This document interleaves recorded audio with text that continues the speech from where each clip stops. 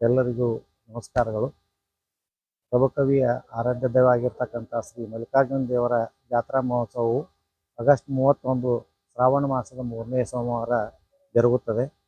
ಬೆಳಗ್ಗೆ ಪೂಜಾ ಕೈಂಕರ್ಯಗಳು ಮುಗಿಸಿ ಮಧ್ಯಾಹ್ನ 4 ಗಂಟೆಗೆ ಶಂಕರಲಿಂಗ ದೇವಸ್ಥಾನದಲ್ಲಿ ಕರಡಿ ಮಜಲು, ನಂತರ ಕಳಸಾರೋಹಣ, ನಂತರ ಮಹಾಲಿಂಗೇಶ್ವರ ಮತ್ತು ಮಲ್ಲಿಕಾರ್ಜುನನ ಮೂರ್ತಿ ಪ್ರತಿಷ್ಠಾಪನೆಯಾದಂಥ ರಥೋತ್ಸವ ಜರುಗುತ್ತದೆ. ರಾತ್ರಿ ನಾಟಕ ಪ್ರದರ್ಶನ, ಮಂಗಳವಾರ ದಿವಸ ಬೆಳಗ್ಗೆ ಮಹಾದೇವರ ದೇವಸ್ಥಾನದಲ್ಲಿ ಮಹಾಪ್ರಸಾದ, ಮಧ್ಯಾಹ್ನ 3 ಗಂಟೆಗೆ ಜಂಗಿ ನಿಕಾಲಿ ಕುಸ್ತಿಗಳು, ರಾತ್ರಿ ಮನೋರಂಜನೆಗಾಗಿ ನಾಟಕ ಪ್ರದರ್ಶನ ನಡೆಯಲಿದೆ. ಈ ಬಾರಿ ಶ್ರೀ ಬನಶಂಕರಿ ದೇವಸ್ಥಾನದಲ್ಲಿ ಮಹಾಪ್ರಸಾದ ಜರುಗಲಿದೆ. ಅದೇ ಪ್ರಕಾರ ಬೆಳಗ್ಗೆ 10 ಗಂಟೆಗೆ ಕೃಷ್ಣಾ ನದಿಗೆ ಬಾಗಿನ ಅರ್ಪಣೆ, ಸಾಯಂಕಾಲ ಕಳಸ ಇಳಿಸುವುದು ಮತ್ತು ಕರಡಿ ಮೊದಲು ಕಾರ್ಯಕ್ರಮಗಳು ನಡೆಯಲಿವೆ. ಎಲ್ಲ ಸುತ್ತಮುತ್ತಲಿನ ಭಕ್ತಾದಿಗಳು ಈ ಜಾತ್ರಾ ಮಹೋತ್ಸವದಲ್ಲಿ ಪಾಲ್ಗೊಳ್ಳಬೇಕೆಂದು ನಾನು ಕೇಳ್ಕೊತಾ ಇದ್ದೇನೆ. ಎಲ್ಲರಿಗೂ ನಮಸ್ಕಾರಗಳು.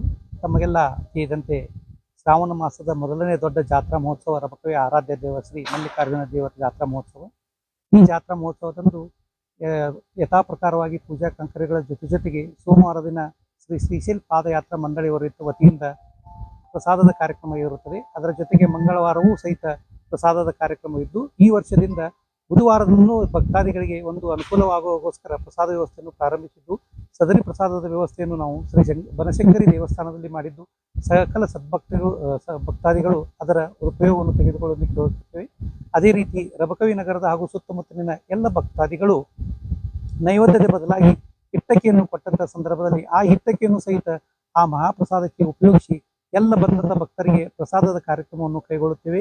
ಇದರ ಜೊತೆಗೆ ಇನ್ನೊಂದು ನಮ್ಮ ಹೆಮ್ಮೆಯ ಒಂದು ವಿಷಯ ಏನಪ್ಪಾ ಅಂತಂದ್ರೆ, ಈ ಒಂದು ಪ್ರಸಾದದ ಎಲ್ಲ ಕಾರ್ಯಕ್ರಮಗಳಿಗೆ ನಾವು ಮಹಾಪ್ರಸಾದದ ಮಹಾದಾನಿಗಳೆಂಬ ಒಂದು ಹೊಸ ಯೋಜನೆಯನ್ನು ಹಾಕಿಕೊಂಡಿದ್ದು, ಅದಕ್ಕೂ ಸಹಿತ ಸಕಲ ಸದ್ಭಕ್ತರು ಸಹಕರಿಸಬೇಕೆಂದು ಈ ಮೂಲಕ ನಾನು ಶ್ರೀ ಶಂಕರಲಿಂಗ ದೇವಸ್ಥಾನ ಟ್ರಸ್ಟ್ ವತಿಯಿಂದ ಕೇಳಿಕೊಳ್ತೇನೆ. ಎಲ್ಲರಿಗೂ ನಮಸ್ಕಾರಗಳು.